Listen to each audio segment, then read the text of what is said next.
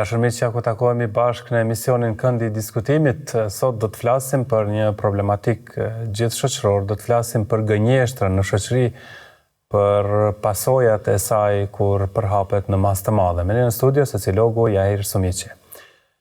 Ndëror, kënaqësi që jemi bashkë në këtë emision. Kënaqësi si çdo herë të jemi juve. Tema nuk është e preferuar, por duhet ta trajtojmë sepse është problem shoqëror. Patjetër problematika shoqërore janë ato që ne duhet t'i diskutojmë, t'i japim mendimet tona, t'i japim rekomandimet tona, t'i japim edhe preventivat, mbi të cilat i ndërtojmë idetë tona që të dalim nga kjo problematikë shoqërore që nuk është e re në shoqërinë tonë, po edhe në shoqëritë botërore, si tradicionale po edhe bashkëkohore. Po pra, gënjeshtra është dobësi personale apo është diçka që vjen si pasojë e situatave në shoqëri? Në dukjet e parë, gënjeshtrën të gjithë e trajtojmë si problem individual. Mirë po nëse e shohim në aspektin sociologjik, ai është një problematik sociologjike që pasqyron funksionimin e shoqërisë edhe tradicionale, po edhe moderne. Sipas psikologëve social, që merren me problematikat e tilla në shoqëri, me analiza dhe statistika, thonë se çdo njeri çdo ditë e thot nga një gënjeshtër të vogël, të cilin as vet nuk e pranon që është gënjeshtër, pra e merr si të mirëqenë. Sigurisht ne në shoqëri, ajo çfarë na ka sjell neve në këtë pikë ose në këtë stand është shoqëria, për shkak se ne në shoqëri nuk vlerësohemi mbi bazën e asaj çfarë jemi. Mirë po vlerësohemi mbi bazën e asaj se çfarë në realitet arrim të dukemi se jemi. Pra, neve shoqëria nuk na vlerëson mbi vlerën që e kemi, mirë mo mbi bazën se si arrim të dukemi tek të tjerët, edhe nëse ato veçori ose ato të mira që i kemi, nuk i kemi në të vërtetë. Pra virtytet që i ka një individi të caktuar janë shpesh herë virtyte virtuale, virtyte të padukshme, të cilat ai arrin me i përcjell tek shoqëria se në të vërtetë i ka. E kjo arrihet përmes metodave ose mënyrave të ndryshme që tash në kohën moderne ose në kohën bashkëkohore kanë ecë dhe kanë avancu këto metoda të përdorura për të arritur me përçu mesazh ndryshe nga se qiet tek të tjerët. Në mos të madhe ose rol të rëndësishëm në këtë fushë luajnë rrjetet sociale. Prej te Facebooku e deri tek rrjeti i fundit social që ka ardhur tash kohët e fundit, janë metoda ose mjete që ne i përdorim për ta ndërtuar narrativen e konceptit të dukjes sonë në publik. Pra ne shpesh ose shumicën e rasteve, 90-95% të rasteve zbresim pamjet tona të shëtitjeve, të pikniqeve, të udhëtimeve, të arritjeve, vetëm ato që janë të mira.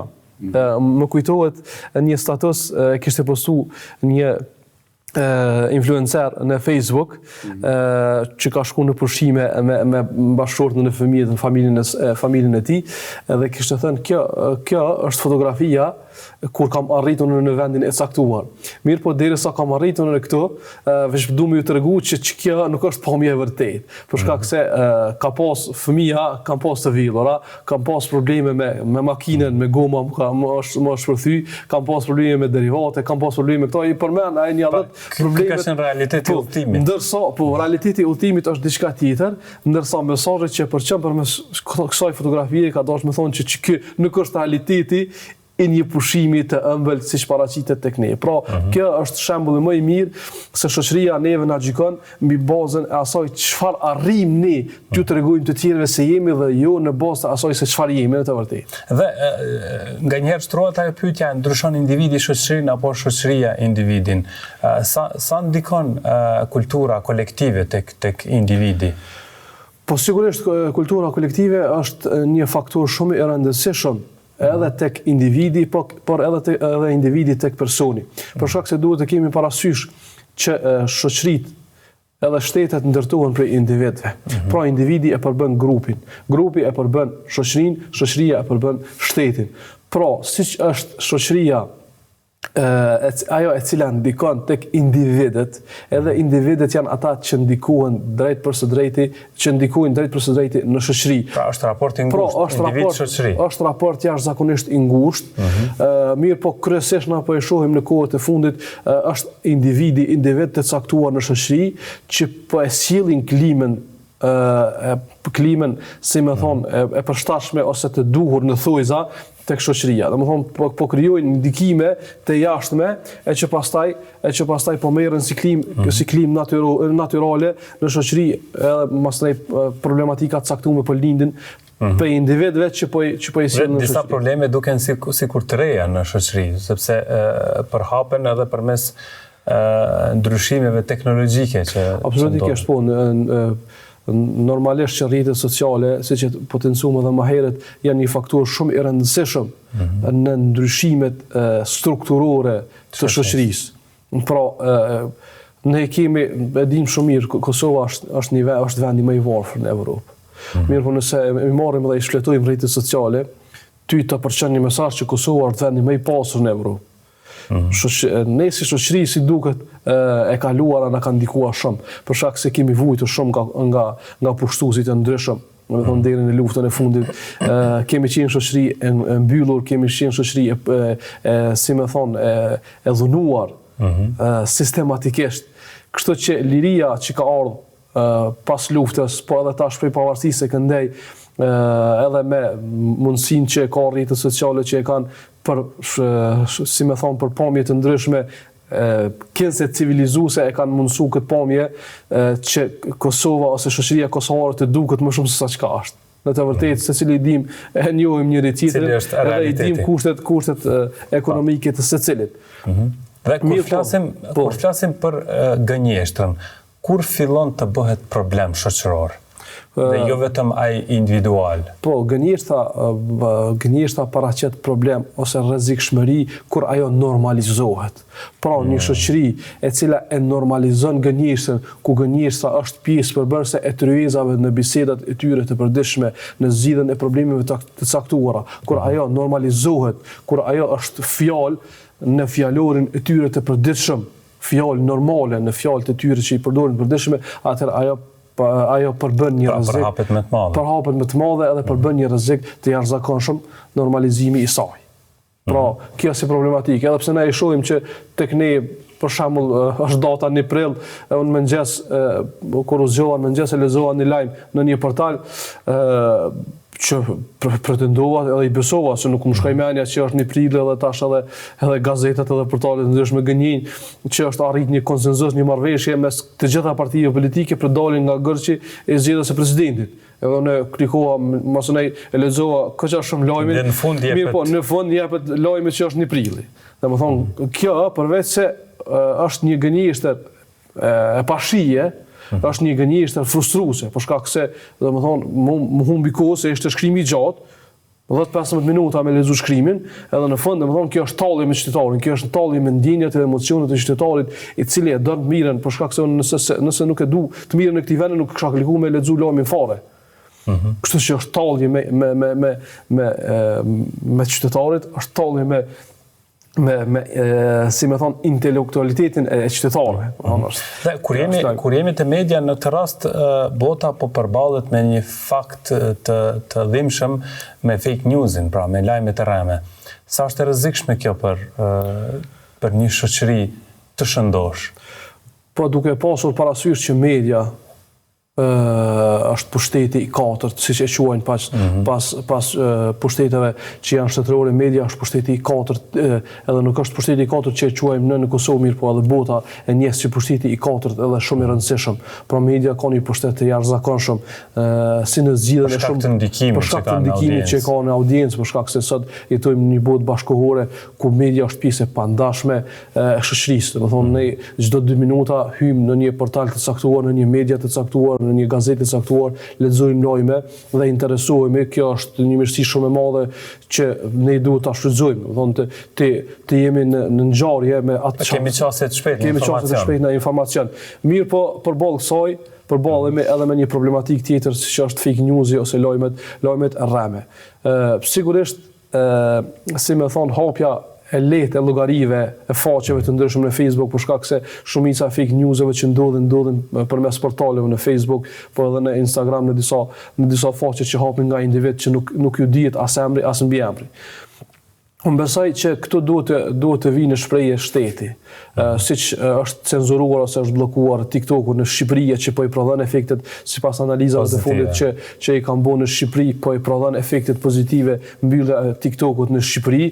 Sigurisht që edhe shteti duhet të cenzuroj ose duhet unë me pa ta pas më herë një ide edhe mendojsha vetëm veti pse Facebooku, domethënë nuk ju kërkon atyre letërnjoftim ose identitet atyre që kërkojnë të krijojnë faqe fake, për shkak se ata që krijojnë faqe fake e krijojnë një faqe në profil të caktuar të rrejshëm, pastaj mbi bazën e atij profili hapin një faqe fake, edhe që me pagesë ose pa pagesë ata arrin me pas followers shumë, edhe me hap dezinformata. Kështu që roli i shtetit ose ndërhyrja e shtetit duhet të jetë evidente, duhet të jetë shumë e shpejtë në mënyrë që shoqënia mos të jetojë me fake news, për shkak se njeriu është i prirë që më shumë t'ju besoj lajmeve që janë të pavërteta se atyre që janë të vërteta. Kështu që duhet një farë bashkëpunimi me pas edhe shteti, po edhe shoqëria me raportu këtu.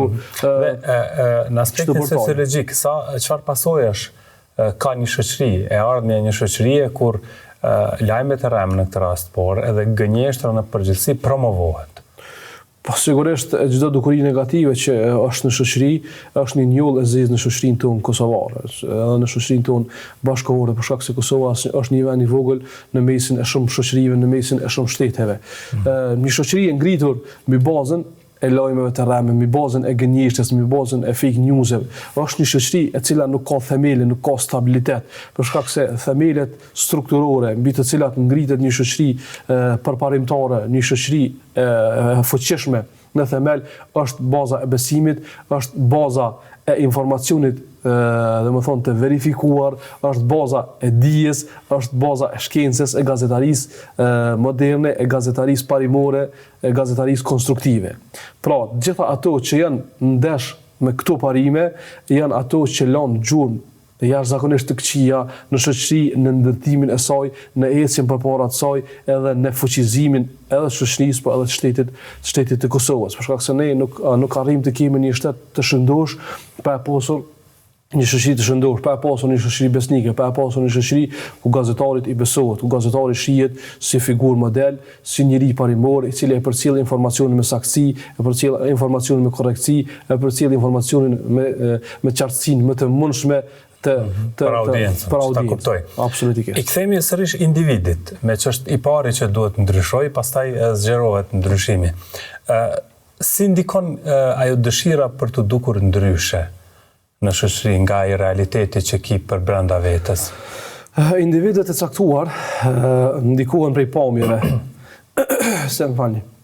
Se në qoftë se e marrim një analizë të shkurt të psikologëve social, për shkak se psikologët social merren me problematika psikologjike të turmave, nuk marrin, për shkak se psikologjia është shoqëni e cila merret me individin si individ, domethënë një nga një, kurse psikologjia sociale është shkencë e cila merret me intuitën, me një rreth më të gjerë të njerëzve, me sjelljet e tyre.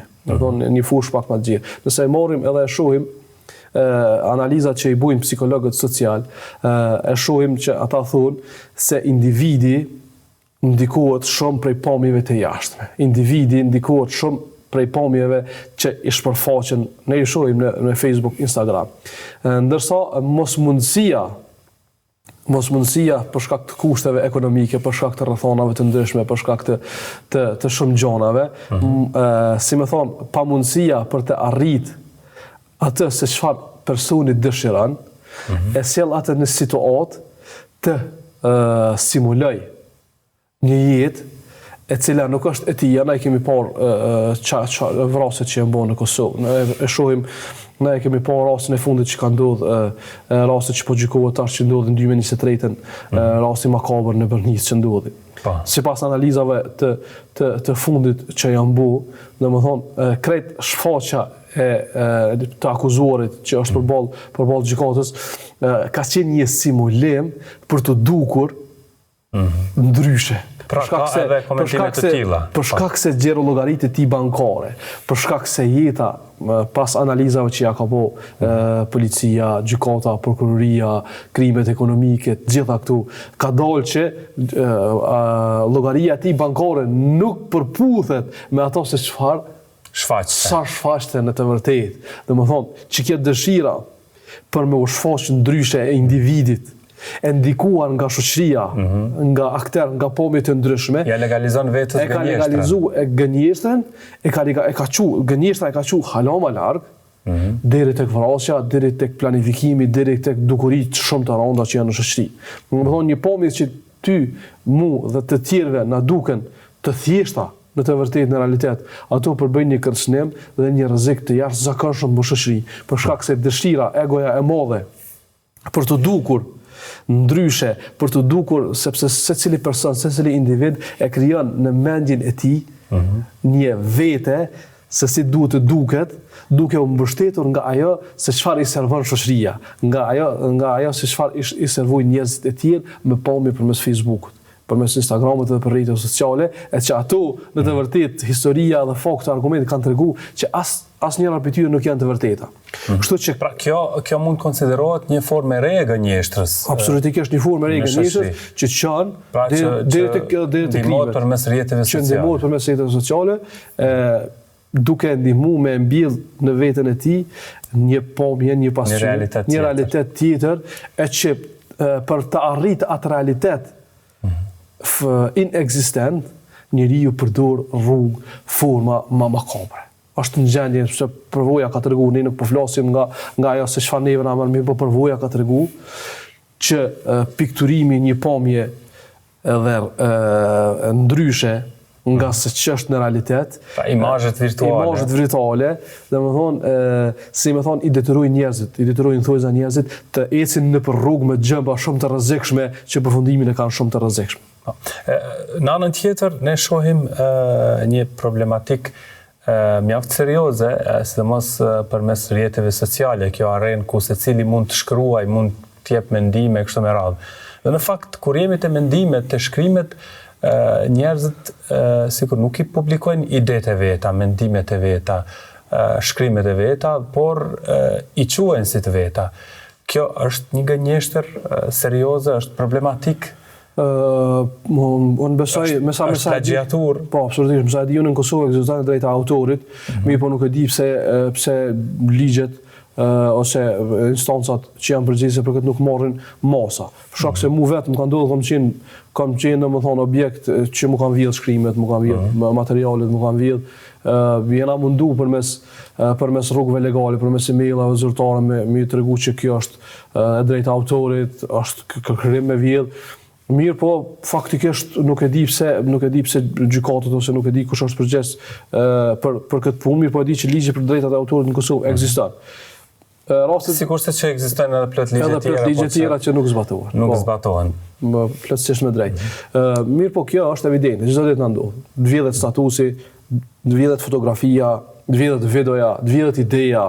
Të vjedhet montazha, ti ndoshta ju si media e paguni për shembull montazherin ose dizajnerin grafik e pagun për shembull 1.000-2.000 euro, ndërsa ai ta vjedh fotografinë për solti, domethënë ashtu në sallën të shtëpisë së tij, ke boti ndoshta një javë ditë me buni dizajn shumë mirë, ai për 3 sekonda e bën domethënë save fotografinë, edhe e vjedh idin tonë, e vjedh shkrimin ton, edhe ndoshta shumicën e rasteve pëlqyeshmëria është më e madhe e atij që vjedh se sa atij që ka prodhuar drejtën autorit. Kështu që është një problematikë shumë serioze që më ju bëj thirrje edhe për kësaj studio që institucionet relevante që janë përgjegjëse për këtë gjë me qenë më serioz. Drejtën autoriale. Po në anën tjetër është edhe çështja e njerëzve të cilët dëshirojnë të ndërtojnë një personalitet intelektual dhe kapen pastaj në këto lloj vjedhjesh në plagjiatura e kështu me radhë. Sa e dëmton etikën intelektuale kjo? Po absolutikisht disa njerëz e kanë egon jashtëzakonisht të madhe, saqë nuk shohin asgjë përpara, i shkelin të gjithë vetëm për me arrit me u bë i famshëm thojse. Mirë po një famë abstrakte, e cila nuk ka baza, është famë aty për atyshme. Unë kam folë shpesh edhe për këtë fenomenin e Big Brother. Kemi folë që fenomen shumë negativ, ku tentohet të katapultohet një sukses. Për shkak se suksesi nuk ekziston.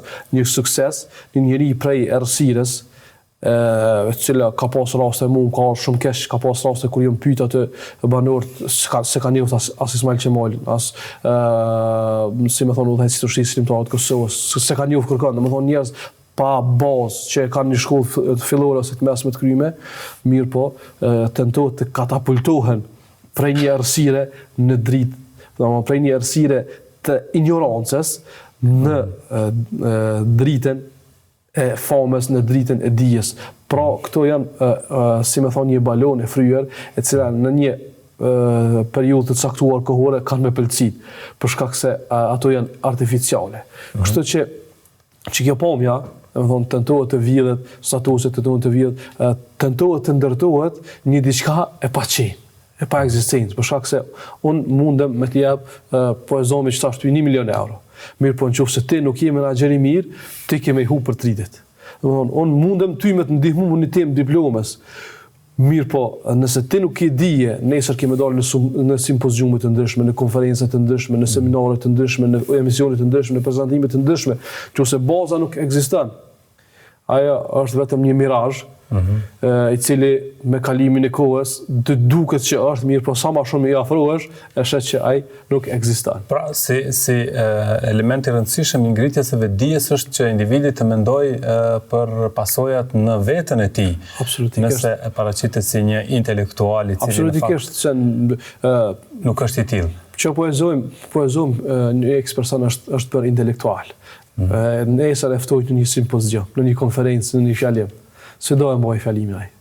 Domethënë, s'ki bazë, nuk i lexim. Po, në anën tjetër, sa e zbe besojshmërinë pastaj në njerëz të tjerë intelektual, sepse kur del një profesor apo një mjek apo të ngjashëm me punime shkencore të vjedhura, sa e humb pastaj kredibilitetin e njerëzve korrekt që kanë punuar në këtë drejtim. Sa është e rrezikshme kjo, sepse është bëj gënjeshtër. Po, shumë e rrezikshme, ne kemi parë, na ka ndodhur fatkeqësisht që ka ndodhur në Kosovë që ka pas profesor doktora që kanë pas punime shkencore të vjedhura, e që ja kanë dëmtuar imazhin profesorit të vërtetë, ja kanë dëmtuar imazhin atij që ka kalu vite e vite mbi libra, mbi punime shkencore, një njeri i cili ka kalu jetën e tij duke shkruajt, domethënë e ka humb për një moment imazhi i tij, i ka humbur vlera e tij për shkak të kolegut të tij, i cili nuk ka shikuar përpara asgjë, vetëm se ta marrë një titull doktor shkence ose ta marrë një punim shkencor që i është dashur për me mbajtur doktoraturën e tij. Ne e shohim edhe sipas hulumtimeve të fundit, domethënë kemi pasur që vlera e mësimdhënësit, e mësuesit, të profesorit, sidomos e kësaj fushë së arsimit është zbej në Kosovë. Përpara ka pas vlerë të madhe profesori nëse ka kalu rrugës, ne është dashur me ndru rrugën për shkak të respektit që kemi pas, për shkak të turpit që kemi pas. Pra, mendoni që disa shkelje intelektuale që janë bërë kanë ndikuar edhe në prishjen e imazhit të njerëzve të mirë. Absolutikisht, sot faktikisht tu kanë ndikuar edhe politika shumë, për shkak se drejtoritë komunale të arsimit, po edhe Ministria e Arsimit i kanë mbush vendet vakante nëpër shkollat si fillore si të mesme dhe në qerdhe me njerëz që e kanë marrë një diplomë, mirë po nuk e njohin profesionin e tyre.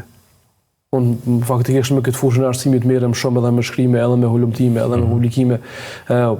Shumica e mësimdhënësve nuk i njohin fushat kurrikulare mirë. Pra, në vendet ku pritet të ndërtohet ardhmëria. Absolutikisht, ka mësimdhënës që tenton në klasë të parë fëmijës me i tërgu se që shikon na e kemi plan programin, na e kemi kurrikulat, o zotni o i zoje ndëruar. Fëmija në klasën e parë 6 vjeçar nuk e din çfarë janë kurrikulat, nuk e din çfarë është plan programi mësimor. Ti duhesh me përdor metodologji që ti e aplikon si kurrikule dhe plan program. Mirë po esenca është të nxënësi me përçu mesazh, edhe me pas metodë.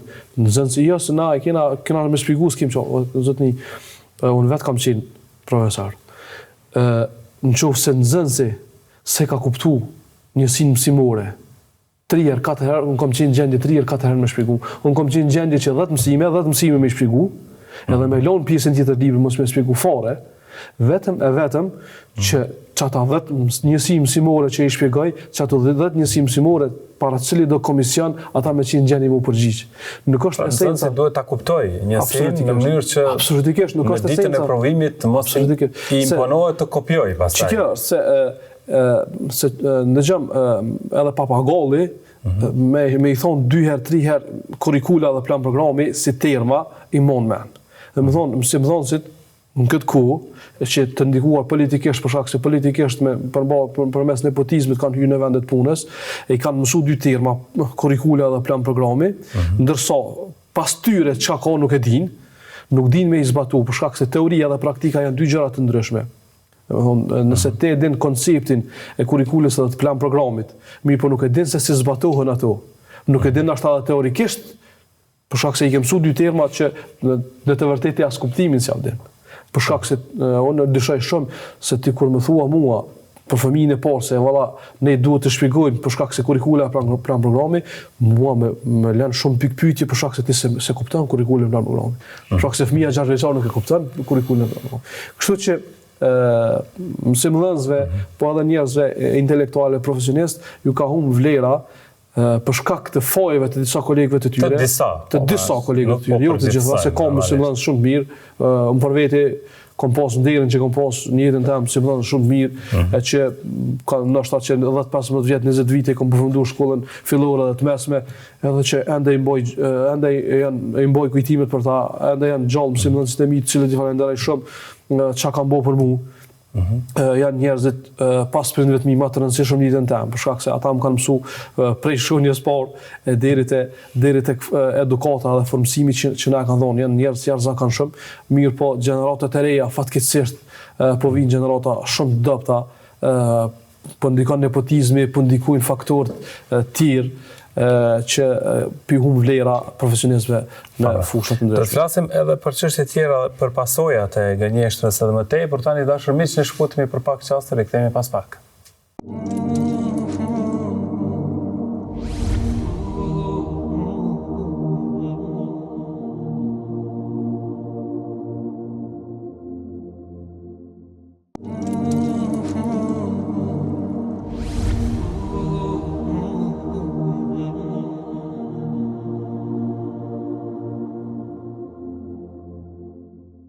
Dashur miq, po shoqëroni me emisionin Këndi i diskutimit, po flasim me sociologun Jahir Sumiçi lidhur me gënjeshtrën dhe problemet që vijnë pas saj. I nderuar, a dobëson gënjeshtra besimin mes njerëzve në shoqëri? Po sigurisht çdo fenomen shoqëror i ka edhe pasojat e veta, për shkak se fenomenet mund të kenë konotacion pozitiv, mund të kenë konotacion edhe shumicën e rasteve kanë konotacion negativ. E ka potencuar edhe në televizionet tjera dhe në emisionet të ndryshme që çdo problematikë që ndodh në shoqëri ka pasoja zinxhirore. Do të thonë çdo problematikë që ndodh në shoqëri merr me vete edhe probleme të tjera që i tërheq zvarr përmes zinxhirit të problemeve që ndodhin. Sigurisht që edhe gënjeshtra është një fenomen shumë i rrezikshëm që fatkeqësisht ne i shohim që përbën alarm për shkak se është normalizuar. Do të thonë secili person në shoqëri sot gënjen, ndoshta gënjeshtër e vogël ose e madhe nuk e ka fare problem. Kështu që problemit që shkaktohet njëjtë sikur të profesionistët është edhe tek ne njerëz të thjesht, domethënë që jemi pjesë përbërëse e kësaj shoqërie. Një njeri i sinqert që nuk gënjen, kur tjetri gënjen, si me thonë, ajo hija e gënjeshtrës i bjen edhe këtij tjetrit. Kështu që pasojat janë shumë të thella, janë shumë të rënda, sidomos kur situata vjen e përkeqësohet dhe normalizohet gënjeshtra. Kështu që janë probleme zinxhirore që shkaktojnë gënjeshtra mundet me orë kemi pa raste deri te vrasja. Dhe pastaj njerëzit fillojnë edhe të dyshojnë te njëri tjetri vazhdimisht. Absolutikisht se përbën situatë shumë të rrezikshme kur askush si beson askujt. Përbën një problematikë shumë serioze kur askush si beson askujt. Domthonë si të ecim ne përpara. Përhapet një klim e mosbesimit. Absolutikisht, përhapet një klim shumë e zezë, përhapet një klim shumë e errët, na bjen një hije shumë e zezë dhe shumë e keqe, e cila përbën problem në të ardhmen. Për shkak se shoqërinë ne nuk mund të ndërtojmë narrativën tonë mbi bazën e gënjeshtrës. Ne duhet të ndërtojmë narrativën tonë të shoqërisë mbi bazën e besnikërisë, mbi bazën e sinqeritetit, mbi bazën e raporteve të mira, të ndërsjella, të ndërtuara mbi vlera, edhe jo ndryshe. Në anën tjetër, a mendoni se gënjeshtra është bërë një lloj strategjie që njerëzit të ikin edhe përgjegjësisë që kanë, qoftë në punë, qoftë përgjegjësi tjera në familje, kështu me radhë? Absolutikisht, në hulumtimin e parë që e potencova prej psikologëve social, dhe më thonë se secili njeri në çdo ditë thotë nga një gënjeshtër të madhe, mirë po ata thonë edhe një shkojnë pak më lart, thonë që çdo njeri dhe më thonë, gjdo 3 ditën e tretë e thonë një gënjeshtër të madhe. Kjo është hulumtim që e ka bo Universiteti Harvardit, që mundin me gjetë është punim shkencor. Dhe më thonë, gjdo njeri në gjdo 3 ditë e thotë një gënjeshtër të madhe. Mirë po që saj gënjeshtës së madhe, dhe më thonë, një pjesë shumë të madhe, nështë 50-60% nuk i beson as vetë. Dhe më thonë, e din që është gënjeshtër, mirë po, që përbën seriozitet është që 20% të gënjeshtrës i beson edhe vetë. Tregohet një proverb shumë interesante me Nostradinin që e përdorin më herët, ka dalë në qytet edhe ka përhap një gënjeshtër. Edhe njerëzit gjatë ditës kanë bisedu. Kur ka ora 6-7 mëngjes është ndalë vetë me vetë ka dalë mërësë në ashtë është e vërtetë. Gënjeshtës vetë. Ka fillu, dhe më thonë, tash gënjeshtës vetë me i besu. Si që di unë, në bas të hulumtimeve shkencore të mjekve, është një lloj rregullimi mental i disa njerëzve që gënjejnë, edhe që besojnë që gënjeshtra vetë është e vërtetë, dhe më thonë, ndërsa ata flasin, gënjeshtër, i besojnë gënjeshtës e vetë, e ndërtojnë narratimin sikur se është e vërtetë. Domethënë është një rregullim psikologjik. S'ka si tingëllë ndryshe. Po, me pa harrova emrin se pat është domethënë hulumtim shkencor që e kanë zbuluar shkencëtarët psikologët, që ka njerëz që e thojnë gënjeshtrën edhe e besojnë, edhe vetë e besojnë me bindje të 100% që gënjeshtra mund të shkaktojë probleme psikologjike të personi. Po, domethënë ka domethënë persona tek të cilat shkakton probleme psikologjike, për shkak se në momentin që ti fillon me besu gënjeshtrën, atëherë përbën një problem shumë të madh, për shkak se përveç që po e trazon një shoqëri të tërë me një gënjeshtër, siç është për shembull sot në prilli edhe që jemi ballavaçu me gënjeshtra të ndryshme nëpër portale. Një prilli dita kur po xhirohet ky emision. Në anën tjetër sa është e vështirë të ruhet dhe të promovohet e vërteta në një ambient, në një klim ku gënjeshtra është normalizuar. Po sigurisht të jetosh në një shoqëri të kontaminuar, në një shoqëri ku gënjeshtra dhe antivlerat janë pjesë përbërëse e saj, sigurisht se paraqet një rrezik dhe një problem të jashtëzakonshëm. Për shkak se e vetmja alternativë, e vetmja mundësi që shoqëritë të shkojnë drejt emancipimit, drejt progresit, drejt zhvillimit, siç po e quajmë ne tash edhe këta politikanë në rrugën euroatlantike, është baza e sinqeritetit, është baza e raporteve të shëndoshta me njëri tjetrin, është besimi. Jo gënjeshtra, domethënë si formë e shëmtuar e komunikimit edhe e dialogjeve të ndryshme. Pra sa më shumë e izolojmë personin i cili është gënjeshtar, aq më e sigurt është pjesa tjetër e shoqërisë. Për shkak se personat që janë të kontaminuar, personat që janë toksik, ne duhet të izolojmë, siç izolojmë problematika të ndryshme. Siç e izolojmë vrasin, e fusim në burg për ta rehabilituar. Edhe ne duhet të përdorim një farë metodologjie rehabilituese. Duhet të flasim me njerëzit, duhet të rehabilitojmë nga kjo sëmundje, për shkak se përveç që është fenomen edhe problematikë sociologjike, është edhe problem psikologjik. Për shkak se njerëzit vazhdojnë me gënjy derisa gënjeshtra e tyre bëhet normale. Derisa gënjeshtra e tyre është pjesë përbërëse e tyre edhe nuk mundën pa ta, sikurse njerëz që janë të varur prej dani, janë të varur prej alkoolit, janë të varur prej narkotikëve, ka njerëz që janë të varur prej dukurive negative, siç është gënjeshtra, siç është mashtrimi, siç janë dukuri tjera negative, se edhe mashtrimi është një pjesë. Rrezikon të bëhet pjesë e karakterit, e personalitetit njeriu. Absolutikisht, por rrezikon të bëhet pastaj edhe pjesë përbërëse e shoqërisë, që është problem ende më i madh. Por kështu që duhet ne ta izolojmë, duhet ekspertë e fushës, sociolog, psikolog, por edhe mediat të flasin, për shkak se një problem i caktuar nuk mund të jepet rrugë dhe zgjidhje pa u biseduar, pa u folur. Kështu që një rol të madh e luajnë edhe mediat në parandalimin e dukurive negative, siç është për shembull mediumi juaj që vazhdimisht lufton dukuritë negative, prej të alkoolit, të drogat, të narkotikët, të sillet devijante, të vrasjet, dukuritë të ndryshme, që ka dhënë një kontribut edhe një efekt shumë të rëndësishëm në shoqëri, edhe dukuri të tjera, siç është gënjeshtra, siç është mashtrimi, siç janë edhe dukuri të tjera negative, duhet i flasim, duhet të ftojmë ekspert të fushës, sociolog, psikolog, ekspert të kriminalistikës, se edhe ajo është pjesë përbërëse, për shkak se një gënjeshtër shpesh herë kemi po që ka qenë në vrasje. Pra, ka prodhu shumë probleme tjera. Ka prodhu shumë pasoja. Kështu që të flasim, të izolojmë, të rehabilitojmë të njerëz, edhe kështu që problemin ta zbusim, për shkak se problemet që janë në shoqëri janë problemet që kanë ekzistuar çdo herë. Dhe e përmendëm individin edhe shoqërinë. Mirë, po ky individ fillimisht lind, rritet e zhvillohet në familje. Familja çfarë roli ka? Sa është e rëndësishme në mënyrë që individi të mos shndrohet në një gënjeshtar? Familja, fatkeqësisht tek ne shihet se, si me thonë si vatër, jo e rëndësishme. Faktikisht familjet në Kosovë sot kanë ardhur edhe janë bërë familje të vogla prej çdo familjeve që kanë qenë patriarkale. Shumë antarësh.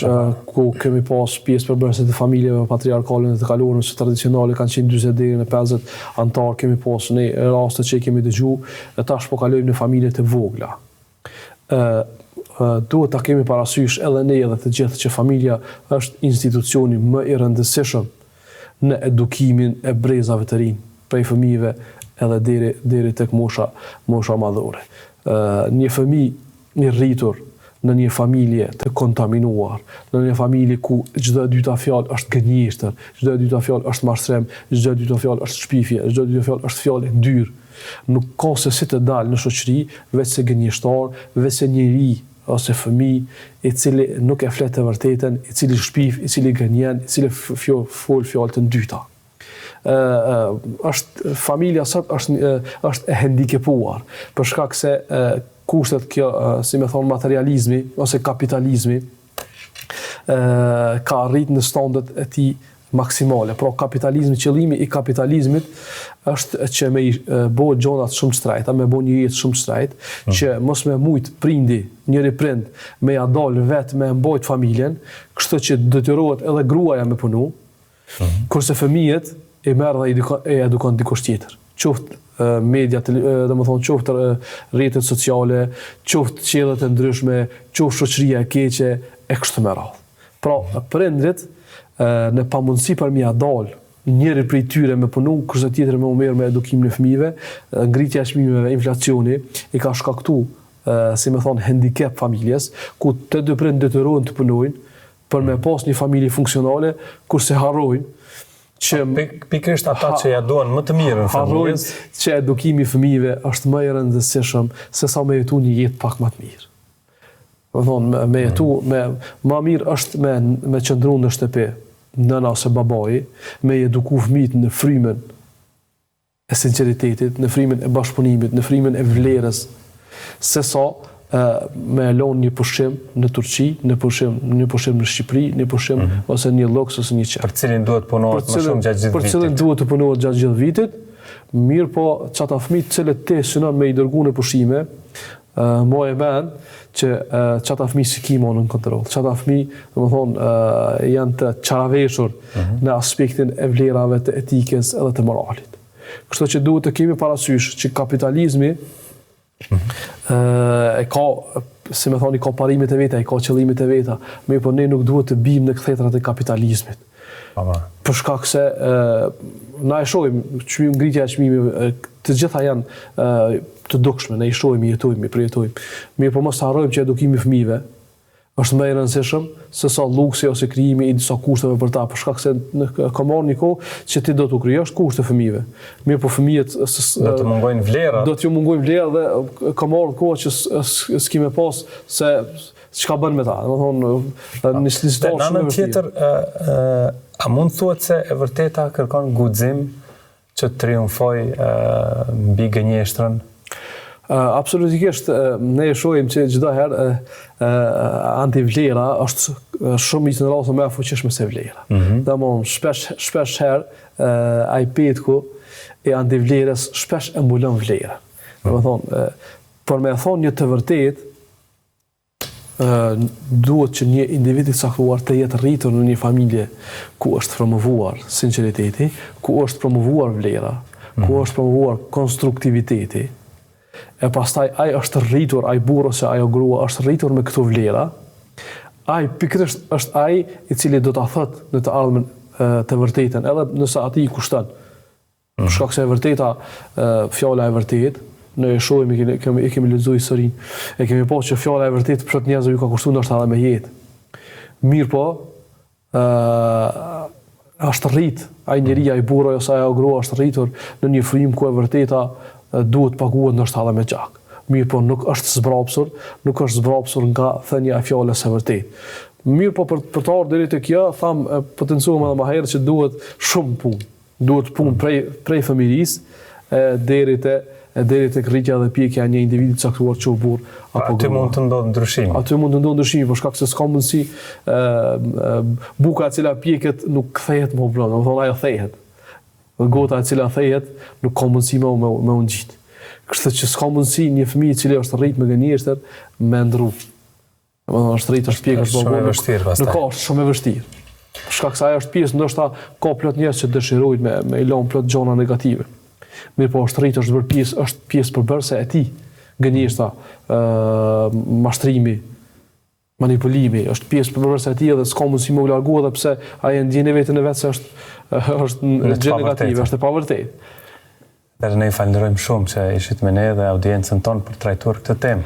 Ishte kënaqësi si çdo herë të jem me juve në televizionin tuaj. Shpresoj që ky vit të sjell shumë pozitivitet, të sjell sinqeritet, të sjell marrëdhënie dhe raporte të mira me njëri tjetrin, se vetëm kështu mund të ecim përpara duke u bërë më të mirë si shoqëri po edhe si shtet. Padyshim. Faleminderit shumë edhe një herë. Të dashur miq, këtu po e përmbyllim takimin e sotëm të emisionit Këndi i Diskutimit. Shumë faleminderit që na ndoqët. Mirëmbëjtje.